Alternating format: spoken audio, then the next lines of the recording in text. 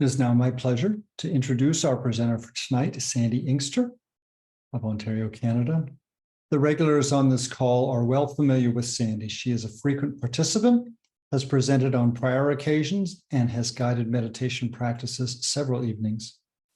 She is a certified mindfulness teacher and facilitates mindfulness-based wellness and resiliency for corrections, probation, and parole personnel under the Ministry of the Solicitor General in the province of Ontario, Canada. Sandy served as a facilitator for the MBWR training with the Marion County Sheriff's Office in Indianapolis. Sandy is also the owner of Sandy's Mindful Interactive Life Experience, SMILE for short. Her presentation will include guided practices. Welcome, Sandy. Thank you, John. I just wanted to offer up some love to Master Trooper Bailey and family and those colleagues and community. It's such a tragic situation. Thank you. So this evening, the topic in celebration of International Women's Day, John mentioned the title, The Women We Know and Don't Know Who Shape Our World. So I did a little bit of research about International Women's Day, and it's quite fascinating.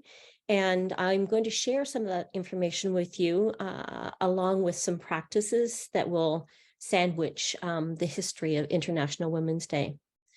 So this year, the theme is embrace equity, and there's actually it's hashtag embrace equity. So there is a posture, a pose, and I'd like to invite everyone to take at some moment this pose, embrace equity, and there's lots of opportunity to add your image to all different kinds of social media if that's something that you're interested in doing. So the theme is imagine a gender equal world. A world free of bias, stereotypes, and discrimination. A world that's diverse, equitable, and inclusive. A world where difference is valued and celebrated. Together, we can forge women's equality. Collectively, we can all embrace equity. So let's begin with a practice. We'll continue on from what John offered to us earlier. So resettling in then, and allowing your breathing in and out to relax the body into a comfortable yet alert posture.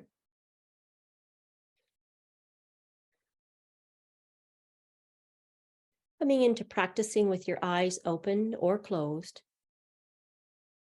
And when you're sitting with your eyes open, just glancing off to the side, glancing down, relaxing the gaze.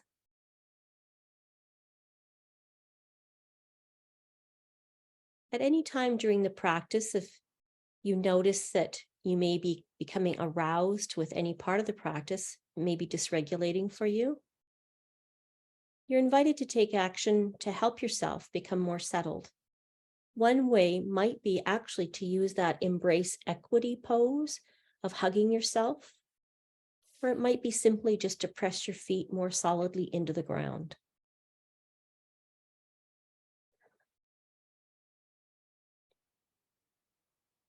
It may be that you notice that while you're sitting, thinking will be bringing in distraction, and without judgment, reestablishing this attention to noticing the breath as it flows in and out of the body.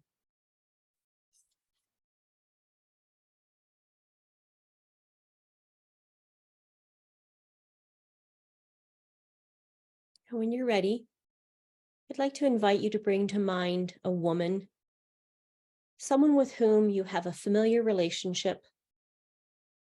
Maybe you admire them for their dedication or perseverance. You feel a warmth in that connection when you bring them to mind.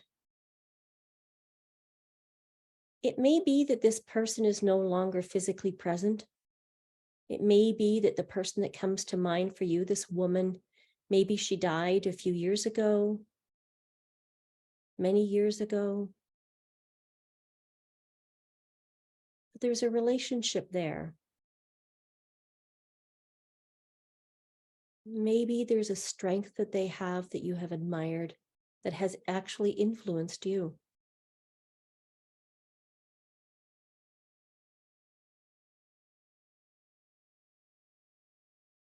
It may be that you have a sense of gratitude when this person comes to mind.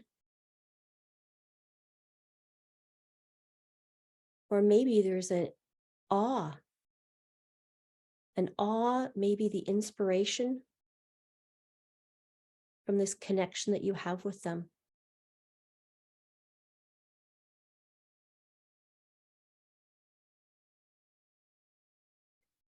Noticing in this moment right now how you feel when bringing this person to mind, when this woman is present in your mind, in your memory.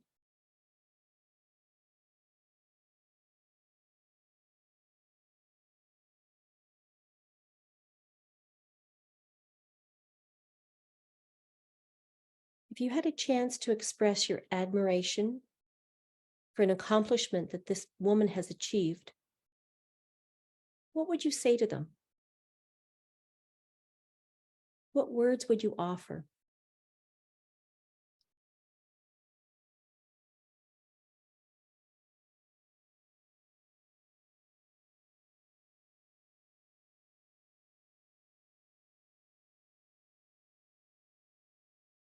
And thinking about maybe observations that you've had of this woman in the past and their accomplishments, their successes, their relationships that they've had, and the admiration that you have of them. I'm curious, have they influenced you to take action in some way, increasing the awareness and celebration of women?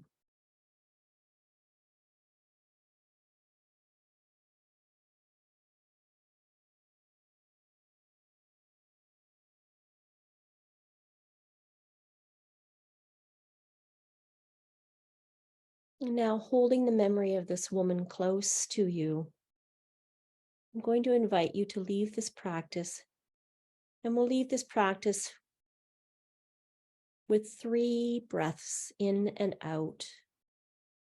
So you may begin with an exhale, breathing in and exhaling, breathing in, exhaling, breathing in and exhaling.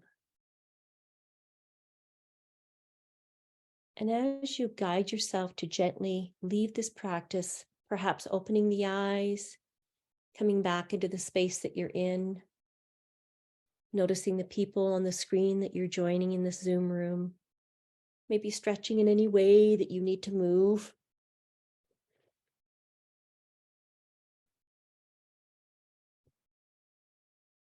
I'd like to open it up if anyone would like to comment on this invitation to bring to mind a woman who was influential for you in your life. What came to mind, or who came to mind for you? And maybe was there any action that arose that you wanted to share? Katie?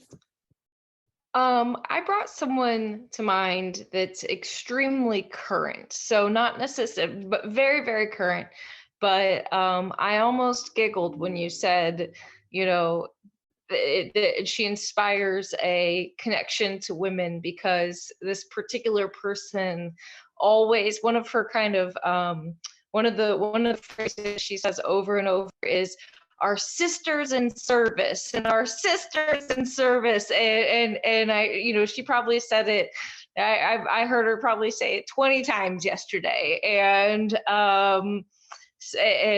so it really kind of brought some joy to kind of consider that sort of uplifting, that the uplifting that she just kind of does on a daily basis, and having already been feeling grateful for her impact. Thank you. And women connecting with women and celebrating women. Thank you. Gary? Well, it's pretty easy for me because about 10 feet that way there's a door, and on the other side of the door is my wife, and we've been together. I met her 50 years ago in about 3 weeks. She's provided me with 4 women, daughters, and 4 granddaughters that came from them. So I'm sort of there. One grandson snuck in, but I am completely surrounded by wonderful women, and I'm very fortunate. And you brought it in, and there it was. So thank you. Thanks, Gary.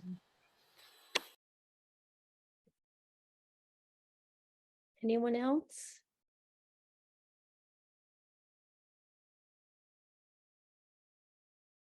Okay, I'm going to move us along and keep this person in mind, and we will revisit this towards the end.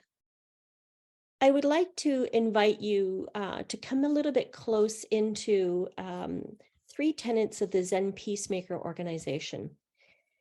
And I want to share that with you because I think this is very important as we go into reviewing the history. How did International Women's Day evolve? So the 3 tenets of the Zen Peacemakers include, the first one is, I will embody not knowing, thereby giving up fixed ideas. So for example, when we get into the experiences that have arisen to perpetuate International Women's Day, there are experiences and people who have lived lives that I don't know anything about. That's embodying not knowing and letting go of perhaps a preconceived idea of what it would have been like, but I don't know because I hadn't lived that.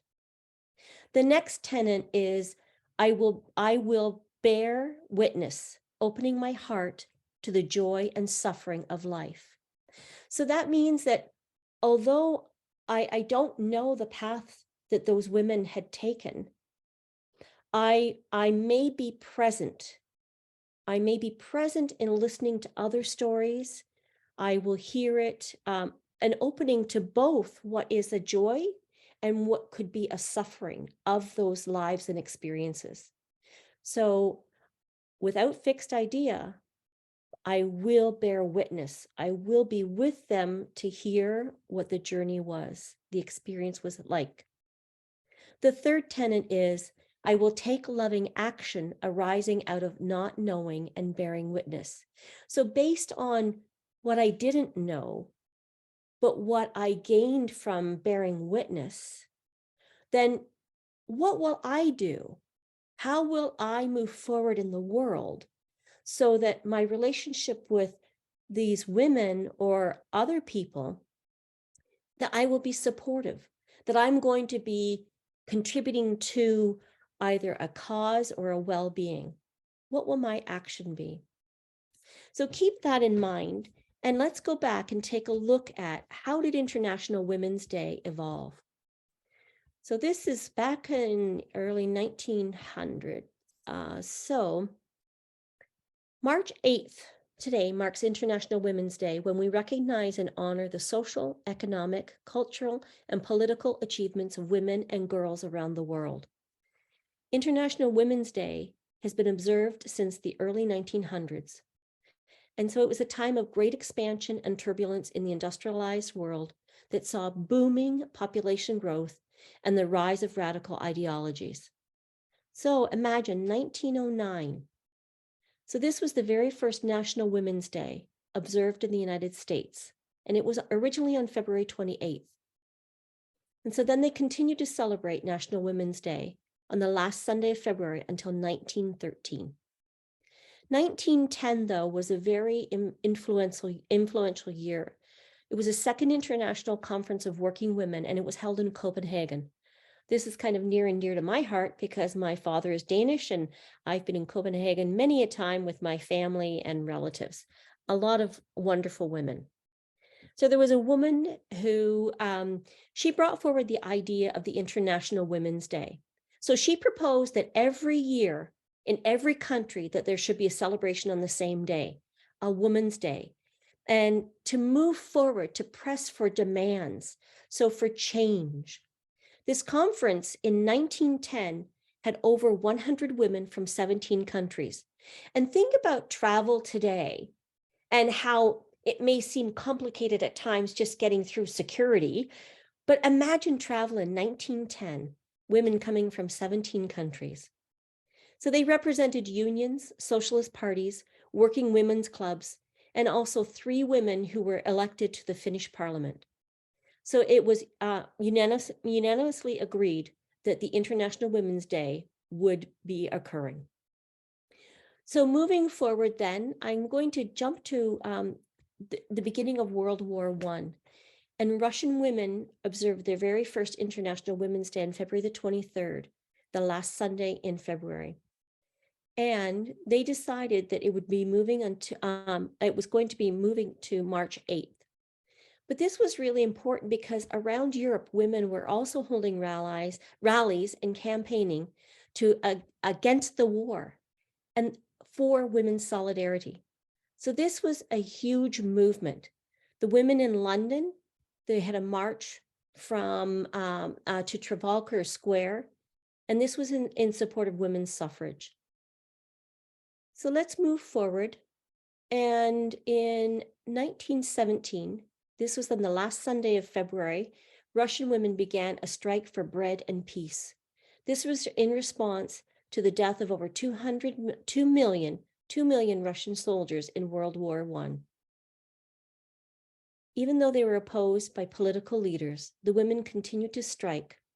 And 4 days later, the Tsar was forced to abdicate, and the provincial government granted women the right to vote. Huge accomplishments. In 1975, International Women's Day was marked for the first time by the United Nations. Then in 1977, the General Assembly adopted a resolution proclaiming United Nations Day for Women's Rights and International Peace, and it was to be observed on any day by the member states. In 1996, the UN announced the first annual theme, and it was called Celebrating the Past, Planning for the Future. 1997, the theme was Women at the Peace Table. 1998, Women and Human Rights. 1999, World Free of Violence Against Women. And continuing with themes up until this day. In the year 2000, there was not a lot of mainstream activity occurring. So imagine that we didn't have a lot of the technology that we have today. So, but they needed something to reignite International Women's Day because it had somewhat lost its momentum. And so there was a lot of work to do. The gender parity had still not been achieved. There was a strong need to engage mainstream masses and to encourage and support collective action. So then in 2001, the International Women's Day website was officially launched. And as I mentioned earlier, this was pre-social media world. So there was no Facebook, there was no Instagram, there was no one doing TikTok videos to bring attention to this. And so they were really forging forward, but it was a time when women were still largely seen as the fall of men. So in 2001, when the website was launched, this was in a spirit of providing a useful hub for encouraging International Women's Day events, about sharing information, and about celebrating the achievement of women. So this website that is now available continues to have themes, and it provides a lot of resources if anyone is interested in pursuing, creating events on their own, and promoting. The resources are all available there, posters and lots of different resources to use on social media. So in 2011, this was the 100-year centenary of International Women's Day. And because the first International Women's Day had been held in 1911 in Austria, and in Denmark, and in Germany and Switzerland. So in the United States, President Barack Obama proclaimed March 2011 to be Women's History Month. And this was inviting Americans to mark International Women's Day by reflecting on the extraordinary accomplishments of women in shaping the country's history. Hillary Clinton then launched 100 Women Initiative, empowering women and girls through international exchanges. We noted that in the United Kingdom, the activist Annie Lennox led a march across one of London's iconic bridges, and she was raising awareness in support of global charity for Women International. So for 2023 and beyond, the world has witnessed a significant change, an attitudinal shift in both women's and society's thoughts about women's equality and emancipation. Many from a younger generation may feel that all the battles have been won for women. Yet many of us are aware, and many feminists from the 1970s really know too well the longevity and ingrained complexity of patriarchy. So while we have more women in the boardroom, there's greater equality in legislative rights, and there's an increased critical mass of women's visibility as impressive role models in every aspect of life. One may think that women have gained true equality. However, the unfortunate fact is that women are still not paid equally to that of their male counterparts. Women still are not present in equal numbers in business or politics. And globally, women's education, health, and the violence against them is worse than that of men. There are great accomplishments and great improvements have been made. We do have female astronauts and prime ministers. There's still a need for a challenge. A challenge still exists, rather, in some countries. Schoolgirls are largely welcomed into universities. Women can work and have a family, and women can have real choices. There is progress occurring. So every year, the world inspires women and celebrates their achievements. International Women's Day is an official holiday in many countries. Many countries. The tradition sees men honoring their mothers, honoring wives, honoring girlfriends, colleagues, with acknowledgements, with gifts. And in some countries, International Women's Day has the equivalent status of Mother's Day. And it may be that some people are gifting women gifts in acknowledgement. So, as we move forward with this information, I'd like to invite you to share one experience that you have had, either as an observer or as a woman yourself, somewhere where change has shifted in the span of your life. What is different that you have experienced?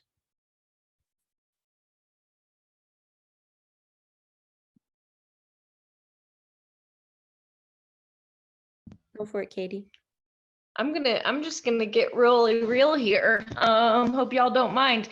I started my career in politics and working for the legislature, and it was before Me Too, and it was before screenshots, and it was really a really horribly toxic place to work as a single young woman. And I was talking to a couple people the other day who said, there's plenty of bad stuff going on, but just with these with kind of Me Too and with just higher levels of kind of digital accountability, that there's much less harassment and coercion and stuff that people just got away with really easily when I was there. So I'm happy to hear that, and I'm grateful for to be on the other to be on this side of Me Too.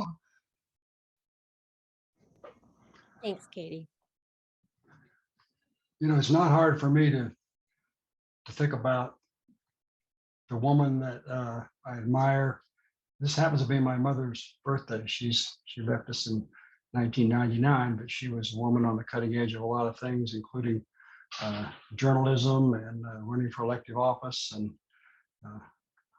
raised 5 kids, and just really was a student and a learner and just a very admirable woman. But what came to mind when I was thinking about the role of women in my chosen profession is that when I first started at the Indiana State Prison in February of 1973,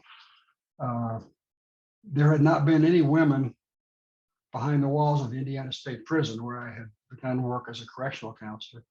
And during the first year I was there, it created quite a stir when women graduates of the Fort Wayne Police Academy came on a tour. And they were, as far as I know in history, the first women who came behind the walls of the state prison. And actually during that year, there was a disturbance, which never really went down in the history books too much because nobody died. However, I can say that the environment of that prison and many prisons has been helped over the years by the addition of women's staff. And corrections now, I don't know what percentage, but it's far ahead of the 30% that the law enforcement community is shooting for by 2030. A lot of prisons and jails and sheriff's offices where I've worked and observed almost could not function effectively professionally without relying on a high percentage of employees as women, and also providing leadership, both at the Department of Correction and the Sheriff's Office in Marion County where I worked. That certainly was something I observed. So that would be my memory and testament, I guess. Thanks, Rob.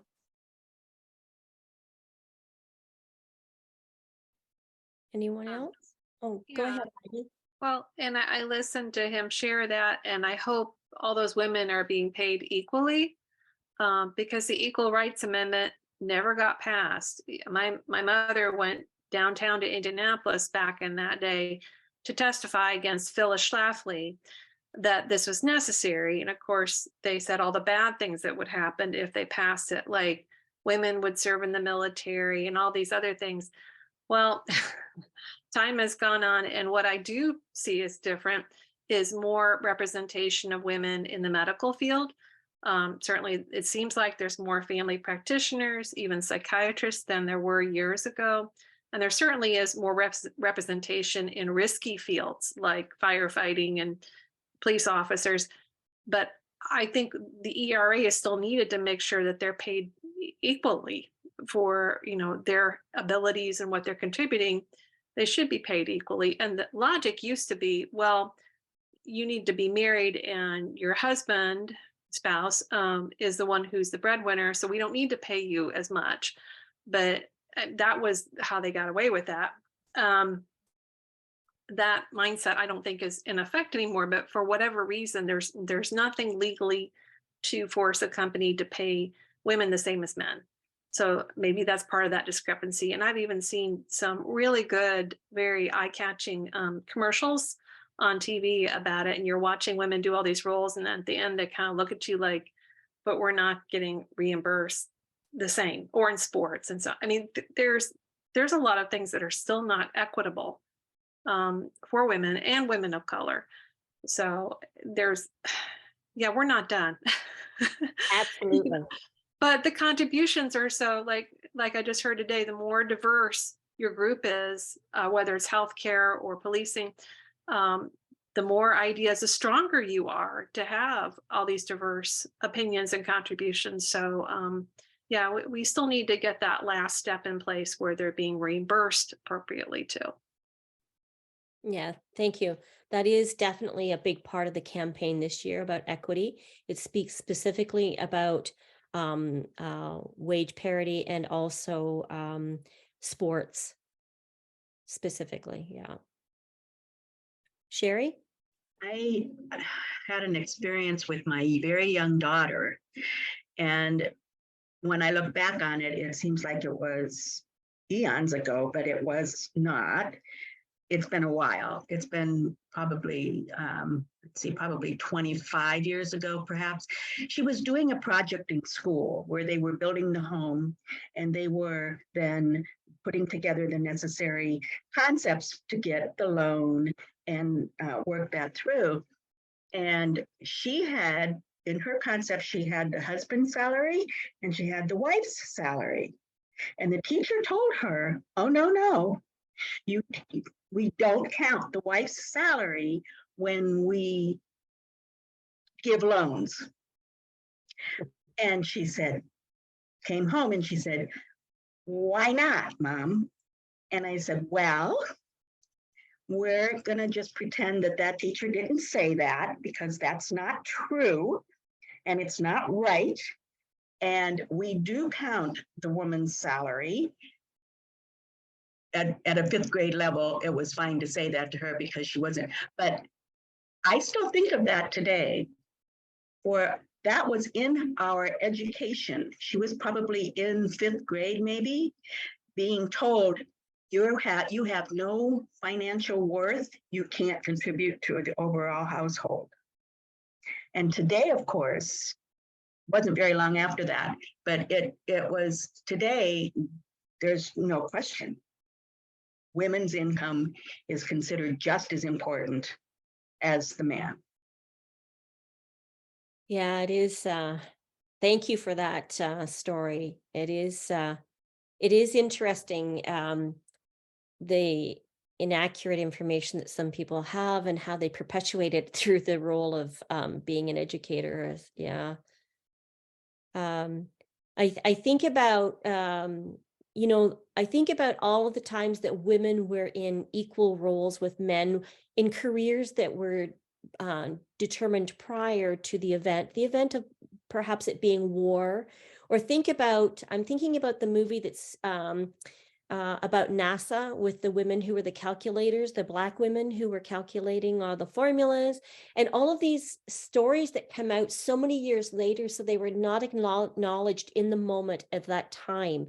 And of course, anybody with a mindfulness practice, that we're all about in the moment, but it's fascinating to know all of the different roles that women fulfilled during the war years, because women were working either alongside or replacing roles that men had fulfilled before. When I was a child, when I was 11, I really wanted to be a veterinarian, and I went and I asked the veterinarian in this. We lived in a rural farming community, and I asked the veterinarian there if I could go along with him, and he shut it down. Like, women were not in that career. That was not allowed. And I had a horse, I had a colt and a pony, and we had just moved to that community a little while before that, and the vet was coming out to do a check on the animals, plus the colt was going to be castrated, and they would not allow me to be there. I'd already been at endless events like that at previous barns where I'd kept my horses. But in that rural community, that was the mindset at the time, that this girl, a woman, should not be present during that experience, nor should she think about going into that career. And I wasn't able to pursue anything at that time, and I ended up going into music later on, but I've always remembered that story, that experience that I had. I'm going to move us along a little bit here now, and I want to continue on. Thanks everyone for your involvement just now. Going on with the theme of International Women's Day. So give equity a huge embrace, like we did earlier. We can all truly embrace equity. It's not just something we say, it's not just something we write about. It's something we need to think about, know, value, and embrace. It's what we believe in unconditionally. Equity means creating an inclusive world, and we can all play a part. Each one of us can actively support and embrace equity within our own sphere of influence. Being included and a sense of belonging feels right. When we embrace equity, we embrace diversity, and we embrace inclusion. We embrace equity to forge harmony and unity, and to help drive success for all. Equality is the goal, and equity is the means to get there. Through the process of equity, we can reach equality. Embracing equity is the right thing to do. Don't just say it, think it, be it, do it, value it, truly embrace it. Embrace equity in all its forms. And how will you embrace equity? You can share the passion and excitement that comes from valuing and supporting difference.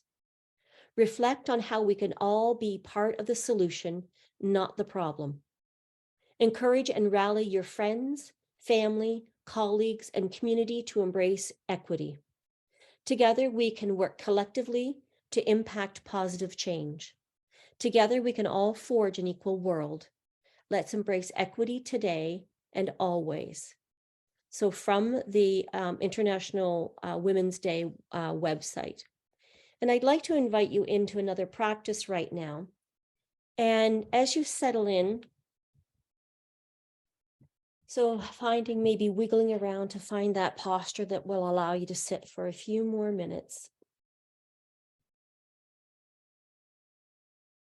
Big exhale, maybe just to allow the breath to begin to flow in and out of the body at its own pace.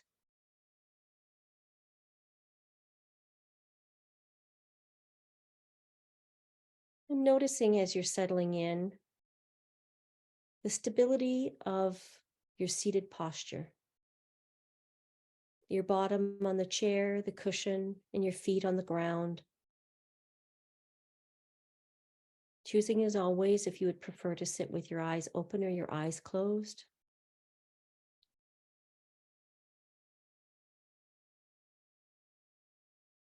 And remembering that woman who you brought to mind at the beginning of our practice this evening.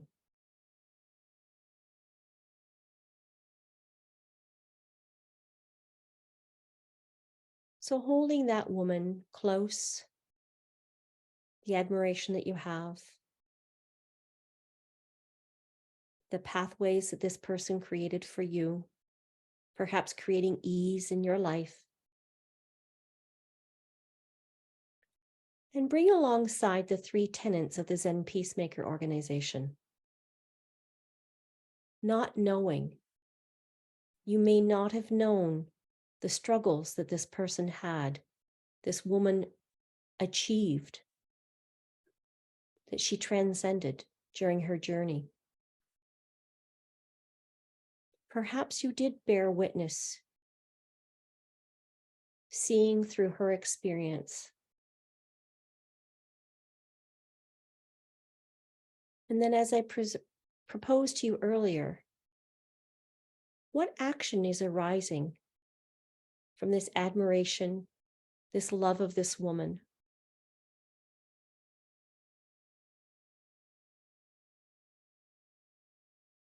And now bring to mind many other women around the world.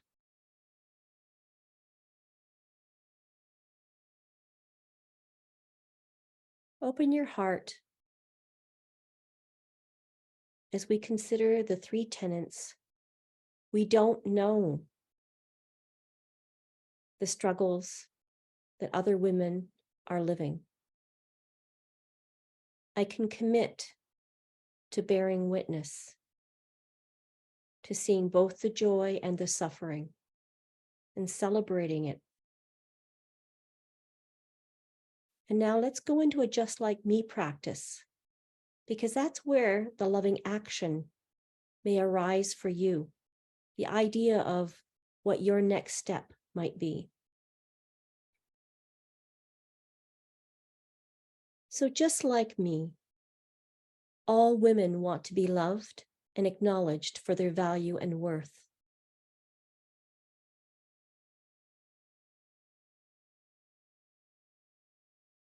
Just like me, all women want to live in a gender equal world.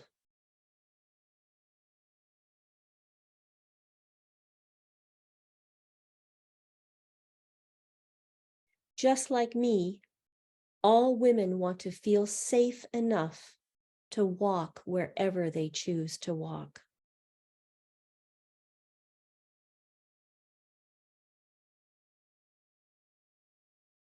Just like me, all women want to live in a world free of bias, stereotypes, and discrimination.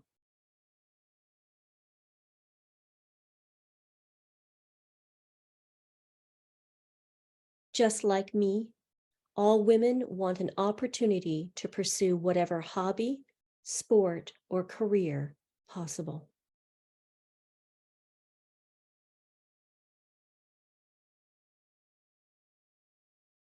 Just like me, all women want to live in a world where difference is valued and celebrated.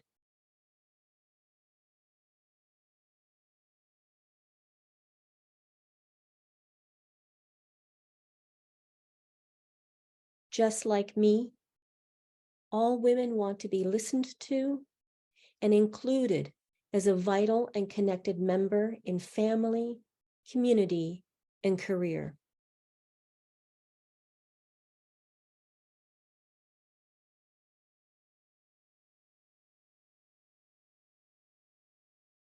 Just like me, all women want to live in a world that is diverse, equitable, and inclusive.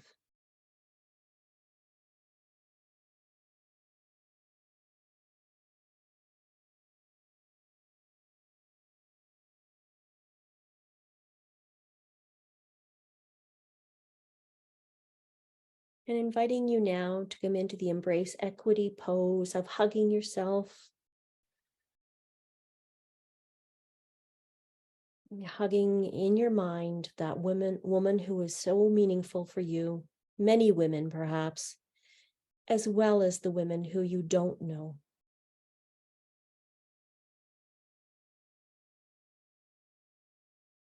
And after this next exhale, breathing in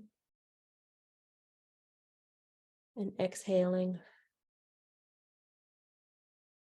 2 more breaths in.